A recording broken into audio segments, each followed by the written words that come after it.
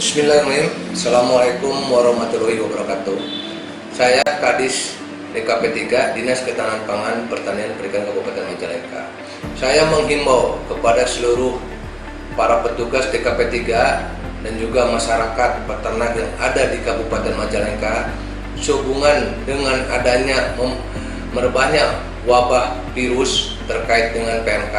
Saya menghimbau mengharapkan kepada semua petugas untuk segera proaktif mengadakan kunjungan-kunjungan kepada peternak dan sambil mengecek kondisi-kondisi yang ada ternak sampai saat sekarang, dan juga segera laporkan bila ditemukan penularan atau gejala-gejala PMK, segera untuk dilaporkan, karena di Dinas DKP 3 bekerja sama dengan Polres Majalengka membuat posko pengaduan tentang PMK, yaitu kami siapkan 7 orang dokter hewan yang sifatnya 24 jam aktif untuk melayani masyarakat.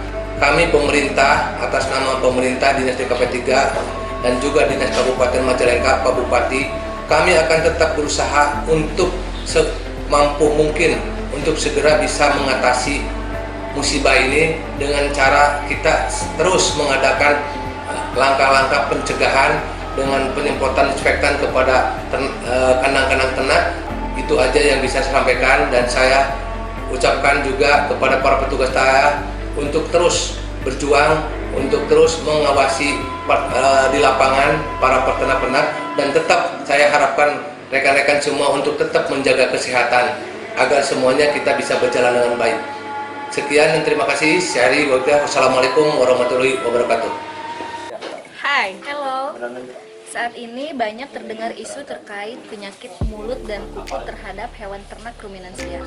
Penyakit ini sangat cepat dalam penularannya, yaitu terhadap penyakit hewan berkuku belah seperti sapi, kerbau, kambing, domba, dan babi. Bahkan PMK ini juga menyerang terhadap hewan liar, yaitu salah satunya gajah dan rusa. Untuk lebih detail dan mengenal tentang apa itu PMK, mari kita simak liputannya. Oke Pak, mau bertanya nih, gimana nih situasi atau kondisi peternakan ada di Majalengka ini Pak? Terima kasih Pak. Pertama, ini saya mengenalkan, saya nama Kediswada, koordinator BPP Majalengka. Yang sampai saat ini Pak, alhamdulillah di Kabupaten Majalengka potensi peternakan Pak. Sekarang ada 1.980. Oh, banyak juga ya Pak. Terus untuk menyikapinya tentang PMK yang lagi marak-maraknya, gimana nih cara menyikapinya untuk di sini Pak? Jadi kami selaku petugas penyuluh diadakan rapat di BPP terkait persiapan bagaimana cara menangani PMK. Setelah rapat itu, jadi kita bikin jadwal Pak. Jadwal sosialisasi ke desa, kelurahan, terutama kelompok peternak. Dan kebetulan di kami di BPP Majalengka itu bukan hanya penuh pertanian, tapi juga ada dokter hewannya. Oh, ada tenaga hewan juga, tenaga kesehatan hewan juga ya Pak ya? Jadi makanya bukan hanya sosialisasi, tapi kami langsung pemeriksaan Pak di lapangan. Terus kalaupun ada indikasi mengarah ke arah sana, itu gimana Pak cara-cara menyikapi hal tersebut? Kalau ada informasi atau ada laporan baik dari peternak, kami segera bertindak Pak. Selain kami langsung terjun dengan dokter hewan, kami juga berkoordinasi dengan posko PMK Dinas Kabupaten Majalengka, Dinas DKP 3 Kabupaten Majalengka. Oh, ada juga ya Pak ya, Dinas poskonya juga ya. Terima kasih Pak. Saat ini saya sedang bersama salah satu petugas dokter hewan dari DKP 3. Pak Dokter, mohon maaf nih mau tanya-tanya. Ya, boleh. Untuk saat ini kan sedang rame-ramenya penyakit PMK. Ya betul. Apa sih yang dimaksud dengan penyakit PMK itu? Oh, penyakit PMK itu penyakit yang disebabkan oleh virus yang menular ke ternak berkuku genap atau berkuku belah. Terus hewan apa saja yang bisa terserang dengan penyakit PMK? Oh, itu yang ya contohnya hewan yang berkuku belah atau berkuku genap, yaitu dari mulai sapi, kerbau, domba, kambing, dan babi. Untuk di kita ini kan sekarang lagi di ternak sapi ya. Betul ya. Dokter, untuk salah satu gejala atau gejala klinis yang terlihat yang nampak ketika si hewan terkena PMK itu apa saja? Oh, untuk pertama kali biasanya gejala apabila ternak tersebut terserang PMK awalnya dia nafsu makan berkurang, demam dengan suhu di atas 41 derajat atau 40 derajat. Habis demam nanti berapa hari kemudian timbul hipersalivasi, lepuh, langsung si ternaknya lepuh di rongga mulut, di lidah, di gusi, sampai di kaki, dan lama-lama si ternak tersebut tidak bisa berdiri. Seperti itu tidak. Kalau untuk penularannya sendiri ke PMK, bagaimana sih cara penularannya itu? Kalau penularan PMK ini biasanya ada 3 penularan ya. Pertama itu penularan ternak sakit dengan ternak yang rentan. Ternak yang rentan itu maksudnya ya ternak yang berkuku genap itu. Misalkan sapi satu sakit, ternyata dia disatukan dengan sapi yang sehat.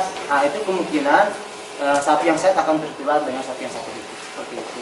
Yang kedua, penularan tidak langsung, dalam artian penularan yang membawa seperti peternak atau alat-alat transportasi yang sudah terkontaminasi oleh virus tersebut. Yang ketiga, penularan melalui udara. Ternyata dari udara juga bisa menularkan ya Pak Dokter? Ya betul sekali. Kalau untuk jarak penularannya itu sendiri dengan jarak minimal berapa? 10 km bisa menularkan ya, misalkan gini dari sini ternak ada yang sakit ya, 10 km ke sana itu ternak yang di sana pasti akan tertular. Itu penularan dari udara. Sekarang kalau untuk hewan ternak yang udah tertular PMK, itu bagaimana cara mengobatinya? Cara mengobatinya yaitu pertama dengan melihat gejala klinisnya dulu ya. Kalau nafsu makannya menurun atau disertai dengan demam, kita pemberian multivitamin, obat penurun demam. Kalau udah terbentuk lesi, biasanya kita pemberian antibiotik biar tidak terjadi infeksi sekunder. Langsung kalau yang lesi-lesinya, yang luka-lukanya itu bisa diobati dengan asam citrat yang dicampur dengan air. Nanti perbandingan satu bungkus asam citrat 1 liter air, nanti itu disemprotin ke lukanya, disertai dengan dikasih madu, dioleskan madu ke luka-lukanya. Untuk di kakinya, luka-luka di kakinya kita bisa menggunakan H2O2 atau peroksida, itu langsung ke lukanya untuk memperbaiki jaringan yang mati. Agar cara mencegah agar tidak tersebarnya PMK itu bagaimana? Oh, itu pencegahannya ya Bu ya. Jadi gini, apabila udah terjadi ternak yang sakit di suatu kandang, yaitu pertama sapi tersebut yang sakit itu ya dipisahkan dengan yang sehat, dikarantina sampai diobatin sampai dia sembuh. Jangan disatukan dengan ternak yang sehat. Selanjutnya perhatikan lalu lintas ternak, dalam artian tidak memasukkan dulu ternak yang dari luar Majalengka masuk ke Majalengka, dan sebaliknya jangan mengeluarkan ternak dari Majalengka keluar Majalengka, seperti itu. Dan langsung ya selanjutnya itu pencegahannya itu bisa dengan biosecurity, di mana kandang-kandang ini disemprot dengan disinfektan atau dengan klorin bisa, biar bisa si virus itu tidak menyebar, dengan biosecurity kandang sama biosecurity karyawan, sama di antisipasi faktornya seperti lalat, dan itu juga bisa sebagai pembawa. Seperti itu. Kalau cara pencegahan melalui bahan-bahan alami itu kira-kira ada nggak?